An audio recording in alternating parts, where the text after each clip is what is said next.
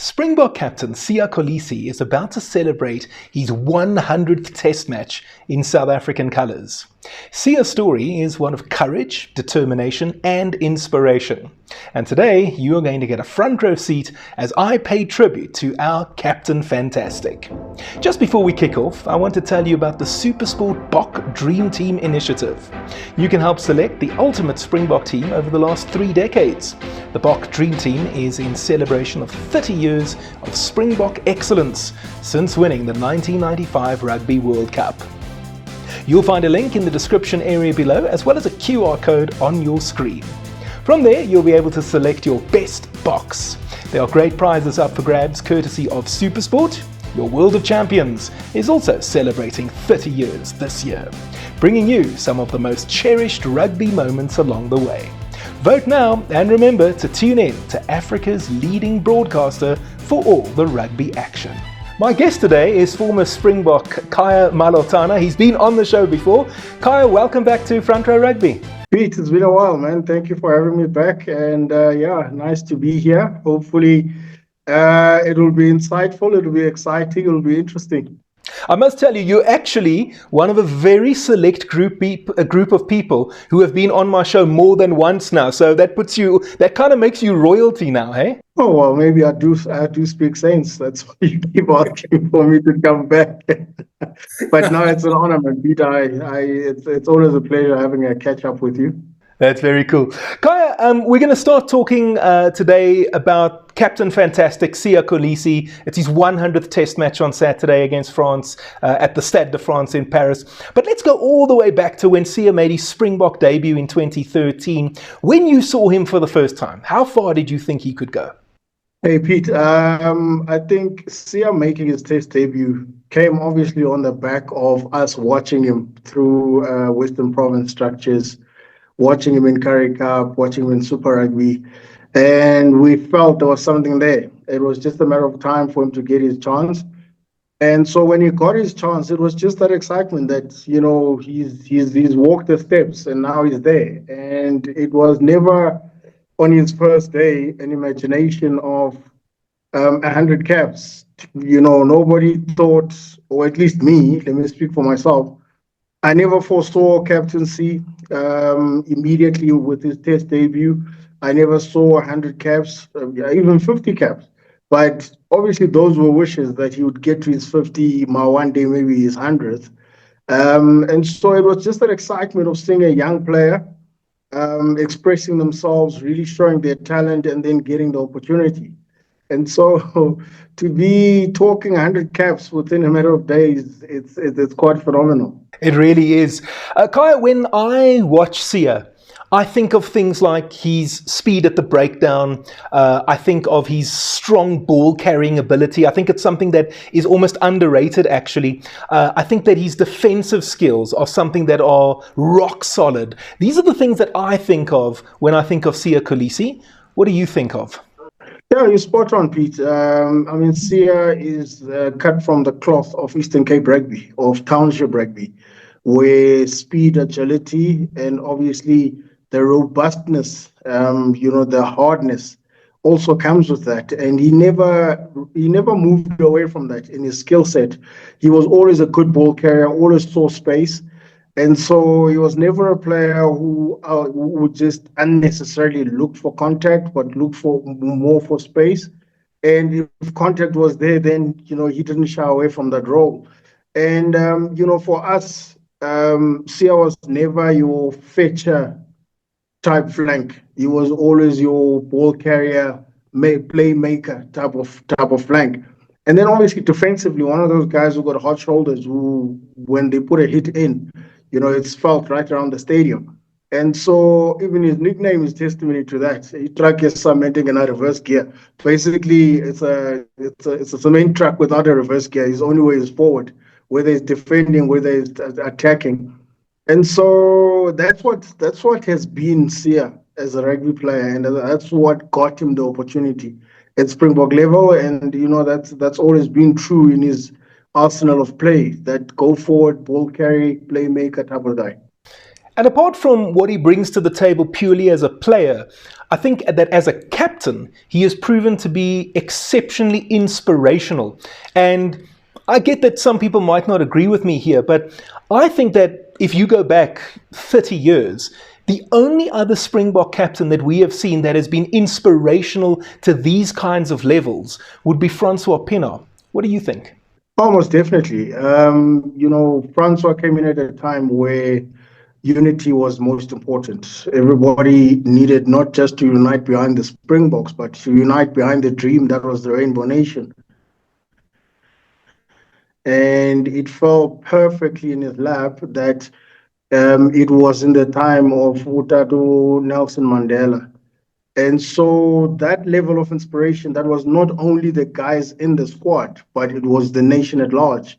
Stia has been able to get to that and beyond. And I think with Rassie next to him, who's also just as passionate about this country and what happens in this country, I think the two of them, have worked in tandem in terms of pushing the narrative of the challenges of South Africa, and through what they do on the field, are able to not only highlight, but to give that hope, that inspiration that we can be better, we can do better, we can achieve as a collective. And so it's a one thing that maybe he's just a little bit up on Francois Pienaar, in the sense that now the challenges are bigger than what they were in 95. And so the kind of inspiration, the kind of messaging that needs to come out, not only from performance, but from them as characters and how they carry themselves. He has had to carry that, and he's done it with such grace, with such humility. Like, it looks effortless. And, credit to the people around him, credit to Rassie and the entire coaching staff. I mean, having Zwandile Stick in the mix, who comes from the same township in PE, or same township background in PE, the understanding of what it takes to make it out of there, and the fact that your feet are always on the ground and you can't afford to have a big head whilst you are entrusted with this responsibility. I think these are all things that have made this pot work. No, absolutely. And Kaya, you mentioned there that Sia may actually be a little bit ahead of Francois Pienaar. And it's something interesting that obviously 1995, we all know what happened there, and it was a wonderful moment for the country, and probably at the time exceptionally significant. But something interesting, I don't know if you saw this. Earlier this year, I read an article that said that the Springboks as a commercial brand is now the most valuable one from a sporting point of view in South Africa. They've overtaken Kaizer Chiefs, for example, which I think 20 years ago, nobody would have thought that that was even possible. And I think because of that, it shows you that Sia maybe even has more responsibility because there are so many more eyeballs on the Springboks and Sia as the captain these days. Pete, that Springbok brand is not just the top in South Africa, but I think is amongst the top 10 brands internationally. And so to think where that has come from, when Rassie took over in that dark period of Springbok rugby of the 50, I think it was 56-0 in Albany against the All Blacks.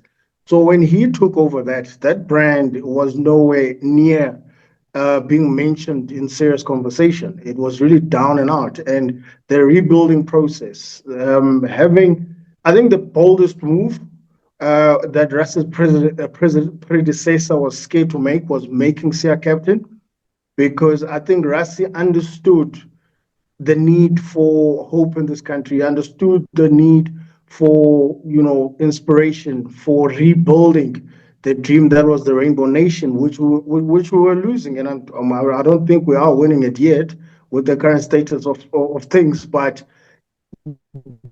they're still in that corner fighting for that dream to be true. And so they were perfectly placed to then, I think at the time for them, it was just about inspiring South Africa, trying to inspire all of us to think excellence, to think achievement, to think better than we have. And I don't think it was a deliberate goal to say we're going to make this brand the best brand in South Africa and certainly top 10 internationally. And so just the honest work that went into how do we revive Springboks? How do Springboks become a global power that everybody fears on the field? And just to go about with that plan and have a clear, distinct plan to follow to get to that. And all the accolades that are now that we're now seeing as a result of that one single focus and how of making Springbok rugby, putting Springbok rugby back where it belonged, which was at the top. Kaya, talk to me about the significance of Sia as the first black man to be the captain of the Springboks.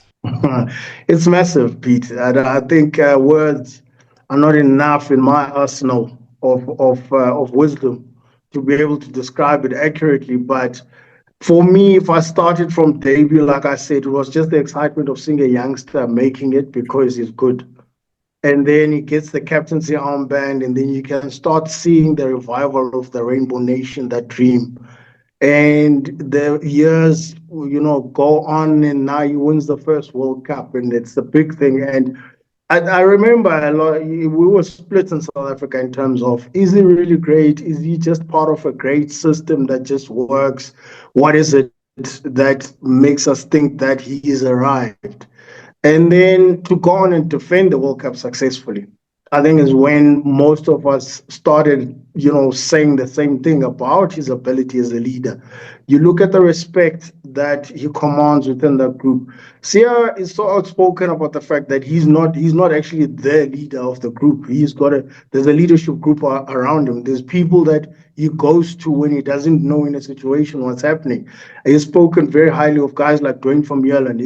Eben, we can all see it. Eben is his brother on the field, and there's nothing that Sia can do on the field that Eben is not behind, and vice versa. And so to have those people around him that have kept that leadership going in the way it has. Make no mistake, Sia hasn't led the Springbok group on his own. He's had people around him, but he's been humble enough to give the guys around him the spotlight to lead. He's given them the platforms to make decisions when they were crucial decisions. He's been brave enough to say, in this situation, I don't know what to do. So please say something, take over, do something. And the guys have not let him down. And I see what Rassie has done with this group, and that is to eradicate ego as much as possible. So that if Sia says, I can't do it, the next guy steps in to get the job done, and they would allow then Sia to take the interviews afterwards and as though it was his shine. And, you can never achieve these level accolades if you are not a group that is prepared to do work for each other, but also prepared to let somebody else, take the shine for the job. And so his legacy for me is the type of leadership he's been able to execute within the group, and how he's gotten guys to actually buy into Sia the person. Everybody loves the guy. He's the most humble guy I know, and I think humility is one of the big things.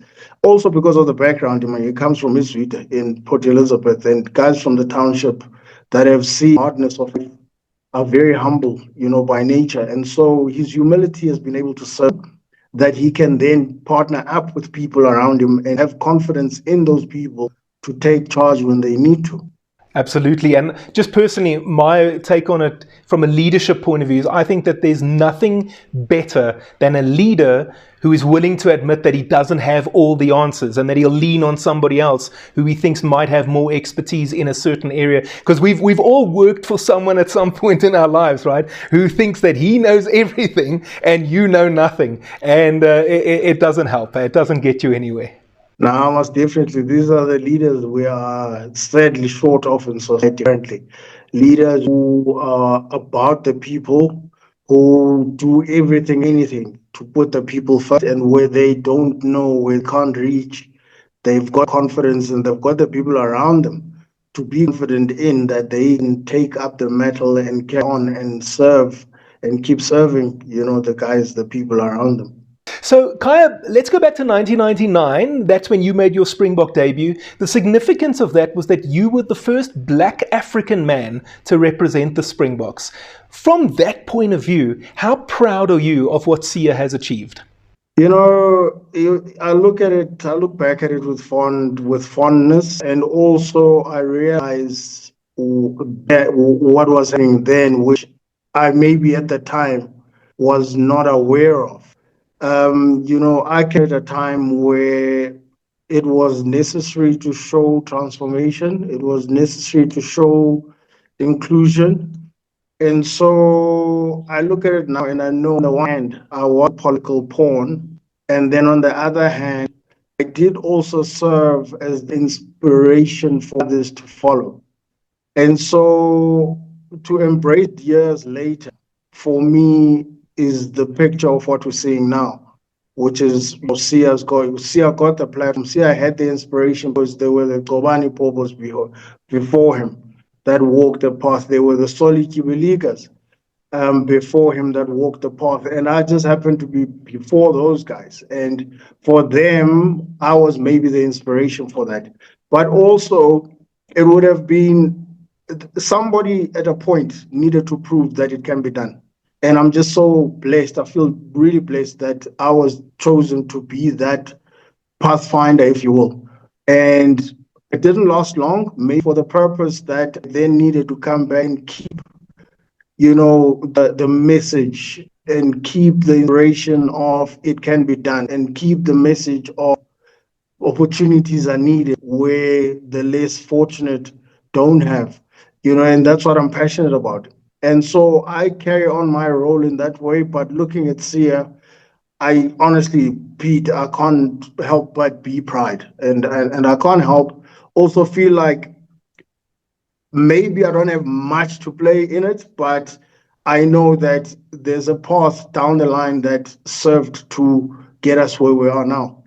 So Kaya, it's also Rassie's 50th test match as head coach of the Springboks, so significant moment for both of these men that have done so much for Bok rugby in the last few years. However, there is a little bit of a history, right, of guys having their 50th or 100th tests, and we don't actually win on those occasions. And it turns out we couldn't really have picked a more difficult test match, perhaps. France at the Stade de France in Paris. These guys are out for revenge because they feel that they should have beaten us in that quarterfinal 2 years ago. What's your prediction for Saturday? I honestly think we should win it. The reason I'm saying this is because I know what went into the test at Park and what was at stake there. And I saw the performance that was worthy of getting us the victory, and the type of mistakes that happened in the game, both players and officials, that their result was a 7-point loss to New Zealand instead of a draw or even in that game. And now you're coming to this fixture, and I actually looked at the weather forecast, and I'm hoping to stay like that. It's not going to rain. It's cold, yes, but it won't rain. And so in that case, I honestly feel the Springboks, with what's on the line, are better placed to win this test match, because France, for me, it's an emotional approach to the test match. If they get the tactic correct, will be a miracle, because the type of emotion they're trying to put into it to try and get themselves to a level of beating Springboks, I think for me, will be their Achilles heel.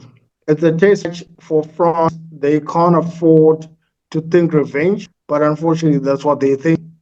On the other hand, you've got a team that wants to represent Sia and Rassie, that will do anything to make sure that they get this victory under the belt.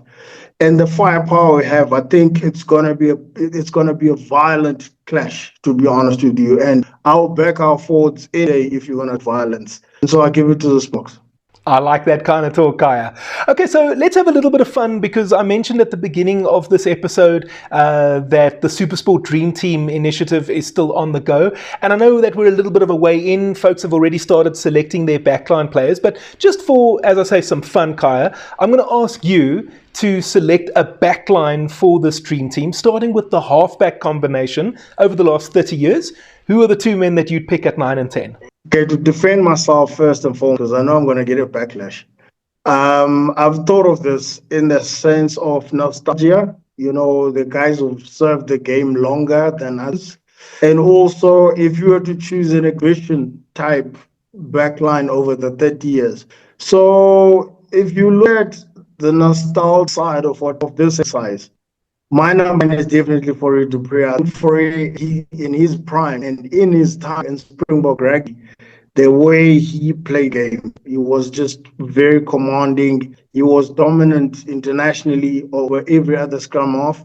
And my number 9 would be Fourie. But if we're choosing an exhibition game type backline, then Williams far. And then my number 10, so 100 Pollard, you can't run away from just Andre is just picture perfect, uh, calmness, control, never flustered, pressure doesn't get to him type of player. And obviously the accolades, I mean, 2 World Cups is no small feat. And so he would be my number 10. But in my other backline now I'm choosing for my own purposes, I would definitely put Sasha in. Yeah, I'm a big Sasha fan myself, and I think that if he stays injury-free, by the time he reaches the end of his career, I have no doubt we're going to be talking about that guy as one of the great Springboks of all time. I know that my audience are going to expect me to pick a team here as well, Kaya. And funny enough, I had John de Villiers on the show, and we picked a backline. I've already forgotten who I picked in that backline, and it's quite possible that the men I select today, there might be one or two different from then. But I'm going to go with you as well. Fourie du Preez, I think, is the best 9 we've had. I know people will talk about Joost, and Joost was wonderful, but I think that Fourie did more overall. He just had more attributes, and he was maybe more of a complete player. And then, yeah, Handré Pollard, I mean, if you need a man to kick you a 3-pointer in a World Cup final to win the trophy for you, you're picking Handré Pollard all day long, aren't you? So you and I got the same 9 and 10. How about a midfield? So 12, 13, it becomes difficult when I'm choosing, in the context of Springbok greatness, because I happen to play with the likes of Peter Miller and against them, the likes of Yappie Mulder, Henny Leroux, Brendan Fenter, those guys. And these are guys that shaped me in how I played the game. And so is that affinity of thinking along that line in terms of thinking greatness, but I ultimately cannot disregard Damian Dandy's achievements, what he's done in that Springbok number of jumper. And so for that reason, I chose him on this one side. And then on this other side, Tim Willems definitely, because he brings something unusual in the 12 jersey. He's a mix of both 10, 12, and 15 all in one. And so when you look into attack, he's the guy you're looking to. And then number 13, Jacques by far for me. And maybe this one is a little sentimental because Jacques Fourier's debut at the Lions as a number 13, I was playing 12 for him, and he scored a hat-trick. So, but beyond that, just how he went on to dominate the midfield at that number 13 jumper. Remember his try against the British and Irish that lost us in the corner. And just a big, tall, fast man on the field. I think he commanded the number 13 jersey. But similar to his build in terms of height, Henry is definitely one for me going forward in that number 13 jumper, all depending what obviously how he manages going forward. For sure. I think it's one of those where you could have 6 people standing around a fire, and one guy's going to say Peter Miller, another guy says Brendan Fenter, someone else says John de Villiers, another guy says Damien de Allende, somebody else Willems, and no one is really wrong, right? So I'm going to differ slightly with you there. You went with Damien de Allende. I'm going to go with John de Villiers as my 12, but at 13 I'm going to be with you as well. I'm going to go Jacques Fourie, but I'm going to make a special mention to Lukhanyo Am, because I think that before his injury, I think he was just absolutely phenomenal. Yeah, there was a time where if injuries had not hit, I think Luke would have really been in proper contention in that position. And I think maybe my omission is also to the fact that now he's on the mid, trying to get his spot back at Springbok. And so maybe I fairly omitting him on the basis of that, but definitely, he's had a massive input. But also, I'll throw a in the for you, Pete. Remember Andre's name? Tell you what, Andre Snyman was a devastating 13, an unbelievable player. Yeah. Remember Okay, Marius Jubera is the 13. So yeah, there's a lot of names. as I say, man, it's one of those where you can just have six guys around the braai, and everyone's got a different option, and no one is really wrong, right? Okay, so let's move on then to the back three. We'll start with the two wings. In a way, I think, especially the left wing, I think is a kind of obvious one, but let's see what you go with. Yeah, I mean, again, Brian, I mean, who's going to compete with Brabana's achievements on the rugby field? I mean, global icon in that position. And so I went with him. But also, sometimes when you're making these choices, you kind of look at a person in his time, in his era, who was very influential, who captured, the crowd, who shaped how you inspired. And Peter Rousseau comes to mind. Club Chips had something about him on the wing that was just the awe of many.